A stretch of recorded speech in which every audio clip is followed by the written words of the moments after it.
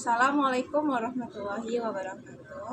Perkenalkan, nama saya Tiara Elwanti Putri dengan NIM 2401111620. Di sini saya akan menjelaskan tentang peran pemerintah dalam menangani bencana alam. Peran pemerintah dalam menangani bencana alam.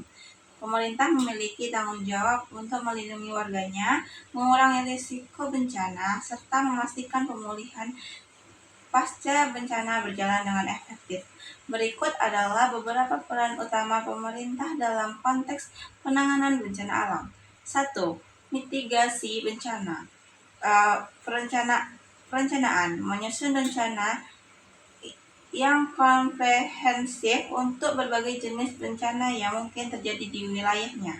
2. Kemudian pengembangan sistem peringatan dini. Membangun dan memelihara sistem peringatan dini yang efektif untuk memberikan peringatan dini kepada masyarakat akan potensi terjadinya bencana. Kemudian, penegakan peraturan. Menegakkan peraturan terkait tata ruang pembangunan di daerah rawan bencana dan standar pembangunan tahan gempa. Kemudian, edukasi masyarakat. Melakukan sosialisasi dan edukasi kepada masyarakat tentang cara mengurangi risiko bencana seperti pelatihan edukasi, pembuatan kit darurat, dan sebagainya. Yang kedua, penanganan bencana. Koordinasi dan komando. Memimpin dan mengkoordinasikan seluruh upaya penanggulangan bencana baik di tingkat pusat maupun daerah. Penyelamatan dan evakuasi. Melakukan operasi penyelamatan dan evakuasi korban bencana dengan cepat dan efektif. Penyaluran bantuan. Menyediakan bantuan kemanusiaan seperti makanan, minuman, obat-obatan, dan tempat penampungan sementara bagi korban bencana. Pemulihan fasilitas publik. Memperbaiki dan membangun kembali fasilitas publik yang rusak akibat bencana seperti jembatan, jalan, dan fasilitas kesehatan. 3. Rehabilitas dan rekonstruksi. Pemulihan ekonomi. Membantu masyarakat yang terkena dampak bencana untuk pulih secara ekonomi melalui program-program pemulihan usaha kecil dan menengah. Pemulihan infrastruktur. Membangun kembali infrastruktur yang rusak akibat bencana seperti rumah warga, sekolah, dan fasilitas lainnya. Pemulihan lingkungan. Melakukan upaya pemulihan lingkungan yang rusak akibat bencana seperti reboisasi dan pengolahan sampah pasca bencana. Contoh-contoh peran pemerintah dalam penanganan bencana. Indonesia. Badan Nasional Penanggulangan Bencana (BNPB) memiliki peran sentral dalam koordinasi penanggulangan bencana di Indonesia. BNPB bekerja sama dengan pemerintah daerah dan berbagai pihak terkait untuk melakukan mitigasi, penanggulangan, dan rehabilitasi pasca bencana. Jepang memiliki sistem peringatan dini gempa bumi dan tsunami yang sangat canggih. Pemerintah Jepang juga telah melakukan investigasi besar dalam pembangunan infrastruktur tahan gempa. Tantangan dalam penanganan bencana. Kurangnya kesiagaan, kurangnya kesadaran masyarakat dan pemerintah daerah akan pentingnya mitigasi bencana. Keterbatasan sumber daya, keterbatasan anggaran, peralatan, dan personel untuk melakukan penanggulangan bencana secara optimal. Perubahan iklim. Perubahan iklim menyebabkan peningkatan frekuensi dan intensitas bencana alam sehingga membutuhkan upaya penanggulangan yang lebih kompleks. Pentingnya keterlibatan masyarakat. Selain peran pemerintah, keterlibatan masyarakat sangat penting dalam upaya penanggulangan bencana.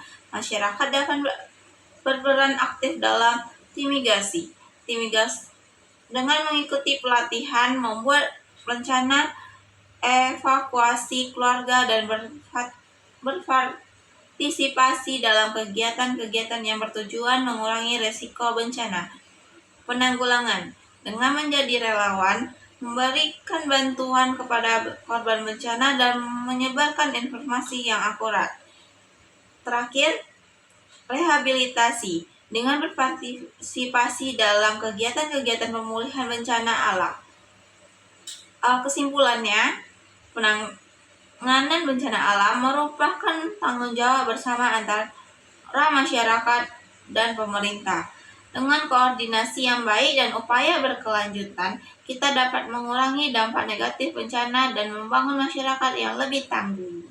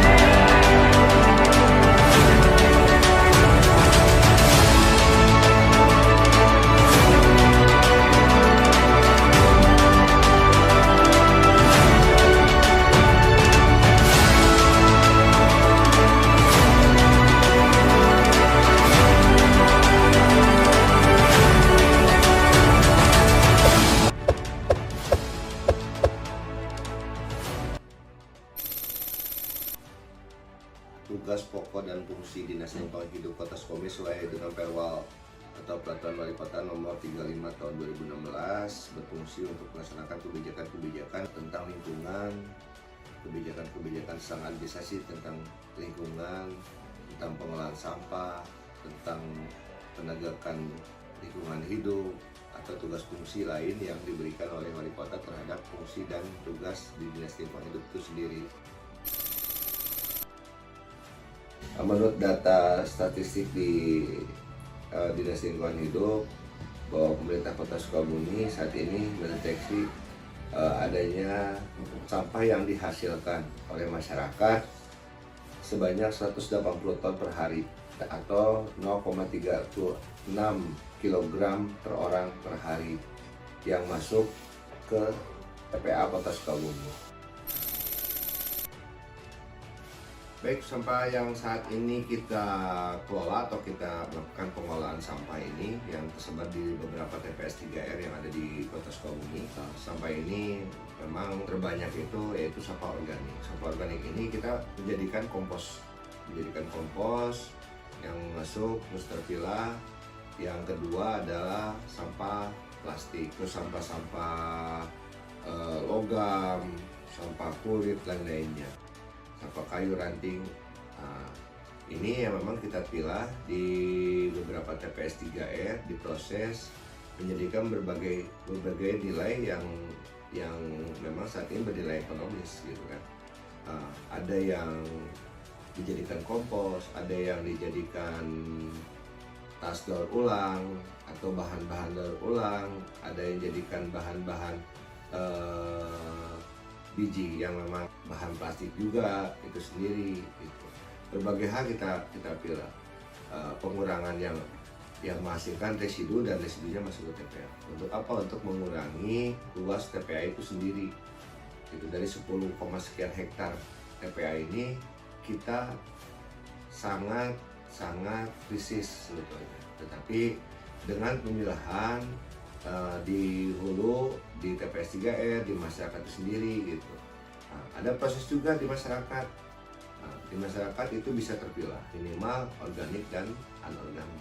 Organik ini kita bikin lubang biopori, namanya proses biopori, proses biologis yang memang lubang ini kita masukkan sisa-sisa makanan untuk masuk ke lubang itu. menjadikan pupuk alami, teruskan proses biopori. Kami menghimbau juga ke masyarakat, mangga silakan minimal terpilah anorganiknya, nanti kita bisa bekerjasama dengan bank sampah sama kita untuk memang proses yang lebih lanjut. Dinas Lingkungan Hidup Kota Sukabumi saat ini memiliki armada atau kendaraan operasional sebanyak 28 dump truck, 15 SAM, 45 pick up, dan 5 Amrok. Kita tersebar di seluruh rute kota Sukabumi jalur-jalurnya. Pengangkutan saat ini 180 ton ini terbagi beberapa tahapan atau beberapa grafik lah gitu kan. Yang terbanyak memang sampah-sampah organik. Memang sampah-sampah ini tidak semuanya masuk ke TPA gitu kan, dari kendaraan-kendaraan operasional ini sendiri.